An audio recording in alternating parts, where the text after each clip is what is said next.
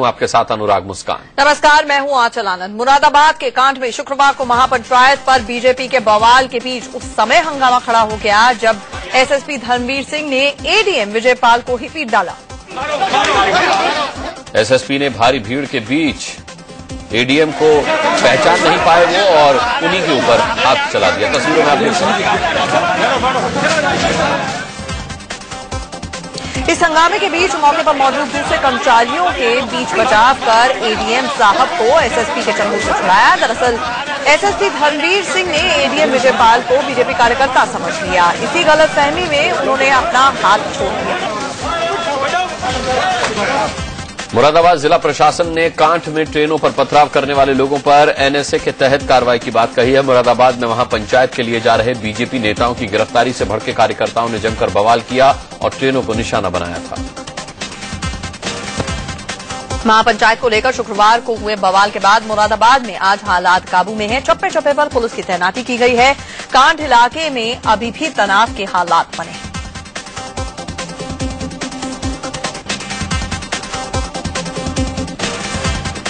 मुरादाबाद के कांठ इलाके में सुबह ज्यादातर दुकानें बंद देखी गई। सड़कों पर सन्नाटा पसरा रहा। रेलवे स्टेशन पर भी लोगों की आवाजाही न के बराबर दिखी।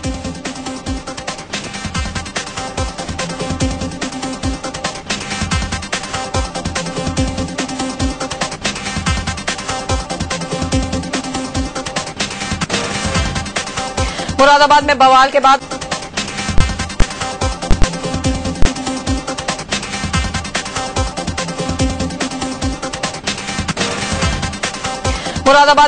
बाद अब सियासी घमासान शुरू हो गया है। बीजेपी विधायक संगीत सोम ने कहा है कि यूपी सरकार समुदाय विशेष को आपस में लड़ाने का काम कर रही है। वो नहीं चाहती कि यूपी में लोग भाईचारे के साथ रहें। समाजवादी पार्टी का तो ये मैनिफेस्टो टाइप का है कि वो हिंदू मुस्लिम को लड़ा के इस तरीके की धार्मिक भावनाओं को पैदा करके और धार्मिक उन्माद पैदा करा के वो इस तरीके के मामले कराती है। ये भी समाजवादी पार्टी के द्वारा ही एक मैनिपुलेट किया हुआ मामला है। बीजेपी विधायक संगीत सोम ने आरोप लगाया कि मुरादाबाद में हिंसा के हालात पैदा कर यूपी सरकार सूबे में बिजली पानी और खस्ताहाल कानून व्यवस्था से लोगों का ध्यान बटाना चाहती है। यूपी में आज लॉ एंड ऑर्डर की प्रॉब्लम है और आज चरम पे बलात्कार, लूट, हत्याएं हो रही हैं। भारतीय जनता पार्टी के कार्यकर्ताओं को, नेताओं को टारगेट बना के उन पे हमले किए जा रहे हैं, उनकी हत्या की जा रही है। उन सबसे डाइवर्ट करने के लिए समाजवादी पार्टी इस तरीके के काम कराती रहती है। एसपी महासचिव रामगोपाल यादव ने मुरादाबाद में हुए बवाल पर कहा है कि बीजेपी जानबूझकर अपने फायदे के लिए यूपी में हिंसा फैला रही है। रामगोपाल ने कहा कि सरकार हिंसा फैलाने वालों से सख्ती से निपटेगी। उत्तर प्रदेश सरकार की भी बर्दाश्त की एक सीमा होती है और इस सीमा का अतिक्रमण बार बार अगर बीजेपी करेगी तो फिर प्रशासन को कठोरतम कार्रवाई करने को बाध्य होना पड़ेगा। एसपी महासचिव नरेश अग्रवाल ने कहा कि बीजेपी विधायक संगीत सोम जैसे विघटनकारी लोगों के खिलाफ राष्ट्रद्रोह का मुकदमा चलना चाहिए। ये संगीत सोम ऐसे जो विघटनकारी लोग हैं, जो सांप्रदायिक शक्तियां हैं, इनको कुचलने के लिए सरकार को बहुत कड़ी कार्रवाई करनी चाहिए। राष्ट्र का या राष्ट्रद्रोह का अगर मुकदमा लगाने की जरूरत पड़े तो सरकार को लगाना चाहिए। एसएसपी मुरादाबाद ने कांठ में एसडीएम और सीडीओ के साथ प्रेस कॉन्फ्रेंस की। एसएसपी का कहना है कि ठाकुर द्वारा उपचुनाव को देखते हुए वोटों के ध्रुवीकरण की खातिर बीजेपी ने यह सारा बवाल सोची समझी रणनीति के तहत रचा।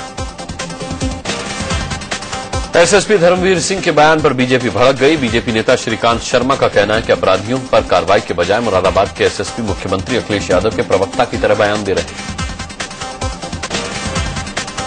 विदेश राज्य मंत्री वीके सिंह ने यूपी की बिगड़ती कानून व्यवस्था पर कहा है कि केंद्र सरकार की नजर यूपी में हो रही गतिविधियों पर है। उन्होंने मीडिया के जरिए सीएम अखिलेश यादव से गुजारिश की कि वो कानून व्यवस्था पर ध्यान दें। कांग्रेस प्रवक्ता राशिद अल्वी ने मुरादाबाद में हुए बवाल के लिए बीजेपी को जिम्मेदार बताया है।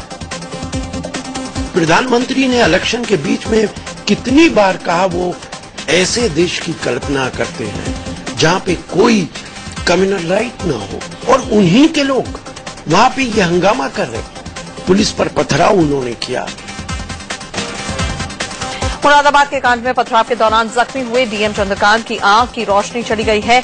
डॉक्टर के मुताबिक आंख का लेंस पर्दे के पीछे चले जाने से उन्हें दिखना बंद हो गया है। पथराव के दौरान डीएम की आंख में गहरी चोट लगी। डीएम की आंख को लेकर डॉक्टर्स का कहना है कि खून सूखने के बाद ऑपरेशन करके नया लेंस लगाया जाएगा, जिसमें 2 हफ्ते का वक्त लग सकता है। डीएम को दिल्ली से चेन्नई रेफर किया गया है। इराक से आजाद होकर 46 नर्सों की वतन वापसी हो गई है। एयर इंडिया का विमान नर्सों को इराक से इरबिल से मुंबई होते हुए कोच्चि लेकर आया। कोच्चि एयरपोर्ट पर लोगों ने नर्सों का जोरदार स्वागत किया। मौत के मुंह से बचकर नई जिंदगी पाने वाली नर्सों ने वतन वापसी पर खुशी का इजहार किया। आतंकियों के चंगुल से छूटकर घर लौटी नर्सों के परिजनों में भी उनके पहुंचते ही खुशी की लहर दौड़ गई। नर्सों के स्वागत के लिए केरल के मुख्यमंत्री ओमान चांडी भी कोच्चि एयरपोर्ट पर पहुंचे हुए थे। सीएम की तरफ से नर्सों का खास स्वागत किया गया। इन नर्सों के समेत करीब 180 भारतीय एयर इंडिया के विमान के जरिए इराक से भारत लौटे। अब उम्मीद जताई जा रही है कि मौसूल में बंधक बनाए गए 39 भारतीयों को भी जल्द ही छुड़ा लिया जाएगा। एयर इंडिया का विमान इराक के इरबिल एयरपोर्ट से नर्सों समेत करीब 180 भारतीयों को वतन लेकर आया।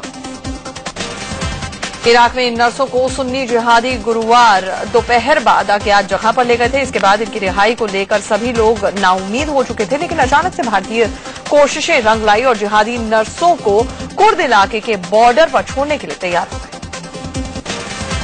वतन लौटाई इन नर्सों को कल कुर्दिश अधिकारियों ने भारतीय अधिकारियों को सौंपा था। इराक में आतंकी संगठन आईएसआईएस ने नर्सों को तिरकित स्थित उनके अस्पताल से अगवा किया था। बीजेपी नेता मुख्तार अब्बास नकवी ने नर्सों की रिहाई पर खुशी जाहिर की है। उन्होंने इसे मोदी सरकार की कामयाबी बताया। मोदी जी की सरकार की विदेश मंत्री सुषमा स्वराज जी को बहुत बहुत बधाई कि उन्होंने बहुत संवेदनशीलता, बहुत ही प्रभावी ढंग से, बहुत कूटनीतिक तरीके से हमारे जो भारत के लोग वहां फंसे हुए थे उनको उनके घरों तक पहुंचाने और वापस लाने में महत्वपूर्ण भूमिका निभाई। वहीं कांग्रेस नेता राशिद अल्वी ने इराक से नर्सों के वापस लौटने पर कहा कि उनके आने का हम स्वागत करते हैं, लेकिन सरकार अगर समय रहते बाकी फंसे लोगों को बुला लेती तो उसकी समझदारी पर सवाल न उठते। मौजूदा सरकार की समझदारी पे सवालिया निशान लगता है। अगर वो वहां के हालात पहले समझ लेते। यूएई में रहने वाले एक भारतीय व्यवसायी ने इराक से लौटी इन भारतीय नर्सों को खाड़ी देश नेपाल, भूटान और भारत स्थित अपने अस्पतालों में नौकरी की पेशकश की है। इस व्यवसायी का एनएमसी ग्रुप यूएई और अन्य जगहों पर अस्पतालों की श्रृंखला संचालित करता है। बीआर शेट्टी नाम के इस भारतीय व्यवसायी ने केरल के समाचार पत्रों में दिए गए विज्ञापनों के जरिए नर्सों को नौकरी देने का ऐलान किया है। नर्सों की वतन वापसी पर कोच्चि में बच्चों ने इराक युद्ध के विरोध में प्रदर्शन भी किया। बच्चे हाथ में पोस्टर्स लेकर आए हुए थे और उन्होंने युद्ध का विरोध किया। इलाहाबाद का एक परिवार भी इराक में दहशतगर्दी के माहौल के बीच सुरक्षित अपने घर वापस लौट पाया। उधर अमेरिका ने इराक संकट पर चिंता जताई। अमेरिका ने कहा है कि इराक और सीरिया के बड़े हिस्से पर आईएसआईएस के कब्जे से सुरक्षा का गंभीर खतरा पैदा हो गया है। इराक में जल्द ही नई सरकार बननी चाहिए। मोदी सरकार के कार्यकाल में सोमवार से शुरू हो रहे संसद के पहले बजट सत्र में हंगामे के पूरे आसार हैं। विपक्ष महंगाई, रेल किराए और गैस की कीमतों में बढ़ोतरी के मुद्दे को जोर शोर से उठाने को तैयार है। लोकसभा अध्यक्ष सुमित्रा महाजन की ओर से बुलाई गई सर्वदलीय बैठक में बजट सत्र के सुचारू संचालन और सदन में बेहतर समन्वय के बारे में सभी दलों के नेताओं के साथ विस्तार से चर्चा की गई। इस बैठक में नेता विपक्ष को लेकर कोई चर्चा नहीं हुई। बजट सत्र से पहले बुलाई गई सर्वदलीय बैठक में लोकसभा में सीटों के बंटवारे को लेकर बात हुई। एसपी सुप्रीमो मुलायम सिंह यादव को पहली कतार में बैठने को लेकर हरी झंडी मिल गई है। वहीं कांग्रेस की पहली कतार में और सीटों की मांग पर अभी भी सस्पेंस बरकरार है। फिलहाल सोनिया गांधी और मल्लिकार्जुन खड़गे को पहली कतार में 2 सीटें मिली हुई हैं, लेकिन कांग्रेस चाहती है कि उसे 2 और सीटें मिलें। कांग्रेस ने लोकसभा में विपक्ष के नेता का पद नहीं दिए जाने पर तेवर कड़े करने के संकेत दिए हैं। एक अंग्रेजी अखबार के मुताबिक कांग्रेस इस बात पर विचार कर रही है कि अगर लोकसभा स्पीकर उन्हें नेता विपक्ष का पद नहीं देती है तो वो कोर्ट जा सकते हैं। लोकसभा में नेता प्रतिपक्ष को लेकर बीजेपी का कहना है कि कांग्रेस को कोर्ट जाकर कोई फायदा नहीं होने वाला है। इसके लिए 55 सीटें होनी जरूरी है। ये जब नियम बिल्कुल साफ है कि 55 होनी चाहिए इसको कैसे बदला जा सकता है? कोर्ट में जाएं, कोर्ट कहेगी कि ये तो पार्लियामेंट की कानूनी मामला है, हम कैसे हस्तक्षेप करेंगे? कांग्रेस महासचिव दिग्विजय सिंह ने मध्य प्रदेश में किसानों की समस्याओं को लेकर के 7 जुलाई से भूख हड़ताल पर बैठने का मन बनाया है। भोपाल में कांग्रेस कार्यकर्ताओं ने व्यापम घोटाले पर शिवराज सरकार के खिलाफ अनोखा मजीरा प्रदर्शन किया। कार्यकर्ताओं ने शिवराज सिंह चौहान के इस्तीफे की मांग करते हुए उनके खिलाफ नारेबाजी की। लखनऊ में सैकड़ों महिलाओं ने अखिलेश सरकार के खिलाफ प्रदर्शन किया। ये महिलाएं सरकार से जल्द खाद्य कानून, सुरक्षा कानून लागू करवाने की मांग कर रही हैं। महंगाई के विरोध में समाजवादी पार्टी के कार्यकर्ताओं ने वाराणसी में अनोखा प्रदर्शन किया। इन कार्यकर्ताओं ने एक ऑटो को अच्छे दिन एक्सप्रेस का नाम दे दिया, फिर इसके ऊपर सिलेंडर और सब्जियां बांधकर भैंस से खिंचवाया। महंगाई को लेकर कांग्रेस का केंद्र सरकार के खिलाफ प्रदर्शन जारी है। मध्य प्रदेश के इंदौर में कांग्रेस कार्यकर्ताओं ने सब्जियों की माला पहनकर मोदी सरकार के खिलाफ प्रदर्शन किया। यूपी के पूर्व सीएम और बीजेपी नेता कल्याण सिंह ने राज्यपाल बनाए जाने की खबर को लेकर अपना स्टैंड क्लियर कर दिया है। उन्होंने कहा है कि पार्टी जो भी जिम्मेदारी उन्हें देगी उसे कबूल करेंगे। जो भी पार्टी हमको उत्तरदायित्व सौंपेगी उसे पूरी निष्ठा के साथ और पूरे अनुशासित ढंग से स्वीकार करूंगा और अपने दायित्व का पूरे प्रश्न के साथ अनुपालन करूंगा। इससे पहले खबर थी कि कल्याण सिंह गवर्नर नहीं बनना चाहते, वो यूपी की सक्रिय राजनीति में ही रहना चाहते हैं। कल्याण सिंह को पश्चिम बंगाल का गवर्नर बनाए जाने की अटकलें लगाई जा रही हैं। जिन 7 नेताओं को राज्यपाल बनाए जाने की अटकलें हैं उनमें शांता कुमार, लालजी टंडन, वीके मल्होत्रा, राम नाईक, मुरली मनोहर जोशी, यशवंत सिन्हा और कल्याण सिंह के नाम शामिल हैं। कल्याण सिंह को जहां पश्चिम बंगाल का राज्यपाल बनाए जाने की बात हो रही है, तो वहीं वीके मल्होत्रा को कर्नाटक और राम नाईक को छत्तीसगढ़ का राज्यपाल बनाया जा सकता है। सुप्रीम कोर्ट में एक जनहित याचिका दाखिल कर टीएमसी सांसद तपस पाल के विवादित भाषण के मामले की सीबीआई जांच की मांग की गई है। बिजनेस विजयन घोष नाम के एक वकील ने जनहित याचिका दाखिल की। याचिकाकर्ता का आरोप है कि सरकार और पुलिस तपस पाल के विवादित बयान के मुद्दे पर पक्षपातपूर्ण तरीके से काम कर रही है। ऐसे में तपस पर कोई कार्रवाई नहीं हुई तो दोनों नेताओं को बढ़ावा मिल सकता है। प्रवर्तन निदेशालय यानी कि ईडी ने अगस्ता वेस्टलैंड हेलीकॉप्टर सौदे में 360 करोड़ की कथित रिश्वत की जांच के मामले में मनी लॉन्ड्रिंग के तहत केस दर्ज कर लिया है।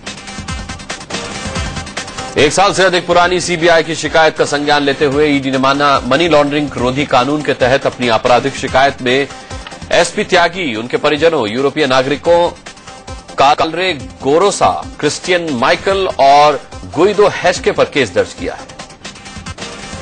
दक्षिण कश्मीर में पुलवामा जिले के त्राल इलाके में हुई मुठभेड़ में एक आतंकवादी मारा गया है। मुठभेड़ के दौरान सेना का एक जवान भी घायल हुआ। आतंकी संगठन लश्कर ने इलाहाबाद के जिला जज को धमकी भरी चिट्ठी भेजी है। पुलिस के मुताबिक उन्हें बम से उड़ाने की धमकी दी गई है। लश्कर ए तैयबा ने चिट्ठी के जरिए राजस्थान में हमले की धमकी दी है। लश्कर ने धार्मिक स्थलों के साथ साथ राजस्थान के कई स्टेशनों को उड़ाने की भी धमकी दी। बिहार के जमुई में शुक्रवार को नक्सलियों के साथ मुठभेड़ में शहीद हुए सीआरपीएफ के असिस्टेंट कमांडेंट हीरा झा को आज अंतिम विदाई दी गई। अभिनेता आदित्य पंचोली ने दिवंगत अभिनेत्री जिया खान की मां राबिया खान के खिलाफ मुंबई हाई कोर्ट में 100 करोड़ की मानहानि का केस दर्ज करवाया है। आदित्य ने राबिया पर उनके परिवार को बदनाम करने का आरोप लगाया। आदित्य पंचोली ने जिया खान की मां राबिया की ओर से ट्विटर पर उनके परिवार के खिलाफ असभ्य भाषा के इस्तेमाल के चलते मानहानि का केस किया है। बिग बॉस 5 के कंटेस्टेंट रही पूजा मिश्रा ने बॉलीवुड एक्ट्रेस ईशा कोप्पिकर के पति टिम्मी नारंग और उनके भाई राहुल पर छेड़खानी का आरोप लगाया है। पूजा का आरोप यह है कि टिम्मी और उनके भाई राहुल नारंग ने उनका शारीरिक शोषण करने की कोशिश की। दिल्ली के जगतपुरी थाने में एक एक्ट्रेस ने अपने दोस्त पर शादी का झांसा देकर रेप करने का मामला दर्ज कराया है। उत्तरकाशी के संगम चिट्टी इलाके में एक निर्माणाधीन पुल गिर जाने से एक मजदूर की मौत हो गई जबकि 3 गंभीर रूप से घायल हुए। दिल्ली के जगतपुरी इलाके में देर रात एक कार ने 7 साल के बच्चे को रौंद दिया। बच्चे को गंभीर हालत में अस्पताल में भर्ती कराया गया। गुजरात के अहमदाबाद में 4 स्कूली छात्र साबरमती नदी में डूब गए। सभी छात्रों के शव निकाल लिए गए। पुलिस के मुताबिक इन 6 में से एक छात्र नदी में उतरा और डूबने लगा, जिसे बचाने के लिए बाकी में से 3 छात्र भी डूब गए।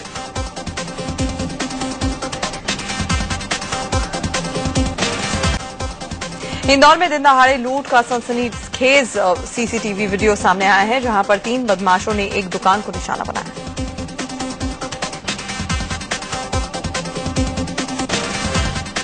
दिन दहाड़े 3 बदमाश दुकान पर आते हैं, जिनमें से 2 काउंटर के बाहर खड़े रहते हैं और एक बदमाश दुकान के अंदर घुस जाता है।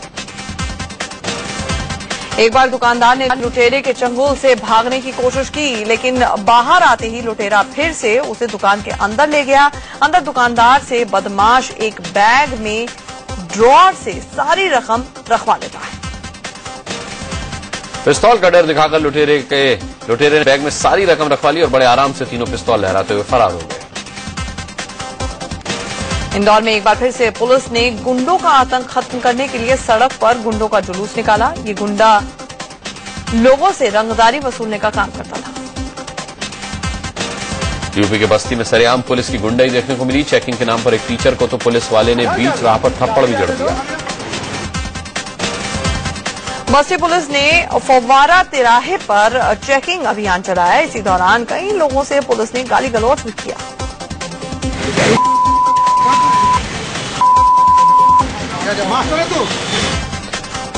लोगों से बस्ती पुलिस की ये बदतमीजी कोतवाल की देखरेख में हो रही थी, लेकिन आम लोगों से जिस तरह से इन सिपाहियों का बर्ताव था, उसे इन्होंने भी रोकने की कोशिश की। दिल्ली के जगतपुरी इलाके में इंडियन फिटनेस सेंटर में जिम इंस्ट्रक्टर पर एक लड़की ने रेप का आरोप लगाया है। पुलिस ने आरोपी को गिरफ्तार कर लिया है। दिल्ली के करावल नगर इलाके में दिन दहाड़े लूट से सनसनी फैल गई है।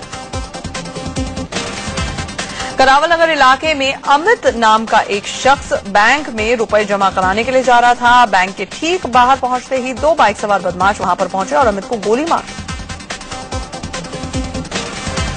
दिल्ली के जहांगीरपुरी में पालतू कुत्तों की लड़ाई में हुए झगड़े में एक शख्स की मौत हो गई। दिल्ली से सटे ग्रेटर नोएडा में बदमाशों ने एक बाइक सवार को गोली मार दी। दरअसल मनोज नाम का यह शख्स अपनी दुकान बंद करके बाइक से घर लौट रहा था। महाराष्ट्र के जलगांव में एक आदिवासी लड़की को बेचने का मामला सामने आया है। फरीदाबाद पुलिस ने सूर्या विहार इलाके में सेक्स रैकेट को बेनकाब करते हुए 5 महिलाओं समेत 7 लोगों को गिरफ्तार किया है। हरियाणा के रोहतक में एसपी ऑफिस के बाहर एक शख्स ने केरोसिन डालकर खुद को आग के हवाले कर दिया। नोएडा के सेक्टर 96 में निवेशकों ने निजी बिल्डर ग्रुप के खिलाफ प्रदर्शन किया। नोएडा सेक्टर 66 में एक निजी कंपनी के मजदूरों ने रोजगार कार्यालय के बाहर प्रदर्शन किया। मजदूरों का कहना था कि उनकी परेशानी सुनने वाला कोई नहीं। गुजरात के जूनागढ़ में वन विभाग के पिंजरे में तेंदुआ और बकरी साथ में दिखाई दिए।